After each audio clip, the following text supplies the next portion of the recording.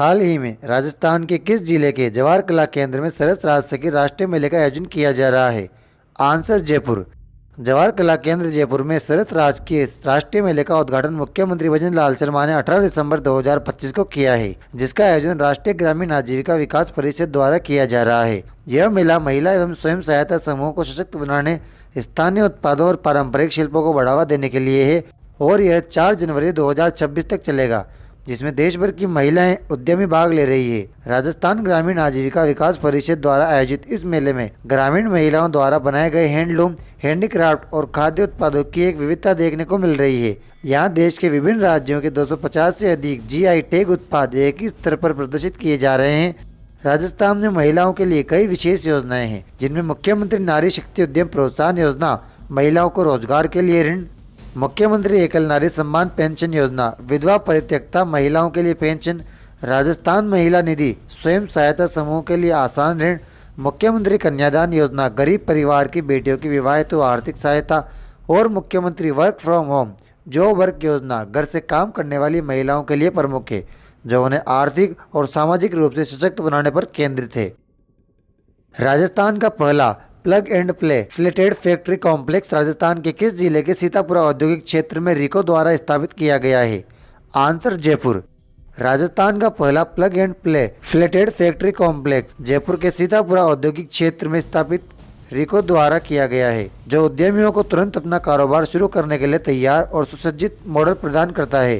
खासकर वस्त्र और परिधान क्षेत्र को बढ़ावा देने के लिए यह कॉम्प्लेक्स स्थापित किया गया है। सीतापुरा इंडस्ट्रियल एरिया जयपुर राजस्थान में स्थित एक प्रमुख औद्योगिक क्षेत्र है, जिसे 1990 के दशक में विकसित किया गया था और यह अपनी अच्छी कनेक्टिविटी NH52 के साथ इंफ्रास्ट्रक्चर और कई बड़ी कंपनियां जैसे बॉस, इन्फोसिस के लिए जाना जाता है, जहां James and jewellery, IT, engineering और अन्य कई उद्योग एक साथ बड़ा स्किल डेवलपमेंट सेंटर भी है।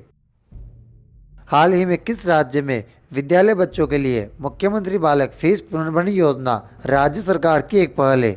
आंसर राजस्थान। मुख्यमंत्री बालक फीस पुनर्भरण योजना राजस्थान सरकार की एक पहल है, जो निजी स्कूलों में RTI शिक्षा का अधिकार के तहत 8वीं तक पढ़ने वाले बच्चों की 9वीं से 12वीं की कक्षा फीस भी लागत सरकार द्वारा वापस करती है, ताकि वे अपनी पढ़ाई बिना किसी शुल्क के जारी कर सके और शिक्षा से वंचित न रहे।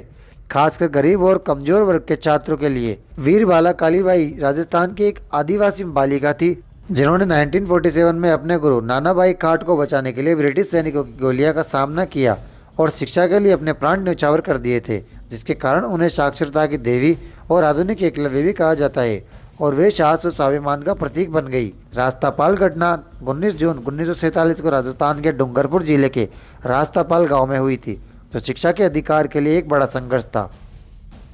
किस राज्य सरकार द्वारा ग्रीन बजट की बजट घोषणा की अनुपालना में राज्य सर्कुलर इकोनॉमी इंसेंटिव स्कीम 2025 जारी की गई है?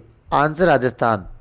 राजस्थान सरकार द्वारा इस साल लाए गए ग्रीन बजट की बजट घोषणा की अनुपालना में विश्व पर्यावरण दिवस पर जारी की गई Rajasthan circular economy incentive scheme 2025 राज्य को यूज एंड डिस्पोज की प्रवृत्ति से निकालकर रिड्यूस, रीयूज, रिसाइकल आधारित अर्थव्यवस्था की ओर ले जाने का एक ऐतिहासिक प्रयास है। इसके तहत रिसाइकलिंग और रीयूज R&D के लिए 2 करोड़ रुपए तक का अनुदान, MSME और स्टार्टअप पर लोन, 0.5% अतिरिक्त ब्याज छूट और वेस्ट टू वेल्थ पार्क के साथ साथ ग्रामीण क्षेत्रों में बर्तन बैंक जैसे प्रावधान शामिल है, ताकि आर्थिक विकास और पर्यावरण संरक्षण को बढ़ावा मिल सके। राज्य सरकार सर्कुलर इकोनॉमी इंसेंटिव स्कीम 2025 लेकर आई है। प्रदेश में ई-वेस्ट, प्लास्टिक वेस्ट और बैटरी वेस्ट की सुरक्षित निस्तारण के लिए अधिकृत इकाइयां संचालित की जा रही है।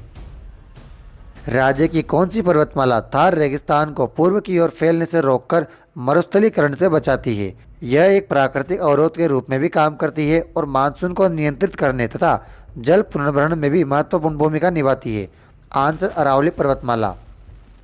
दोस्तों, डेली क्लासेस की अपडेट के लिए आप टेलीग्राम ज्वाइन कर लीजिए और साथ ही इंस्टाग्राम को भी फॉलो कर लीजिए। वीडियो अच्छी लगी हो तो इसे लाइक करके चैनल को सब्सक्राइब भी कर लीजिए। कल फिर मिलते हैं। Thank you.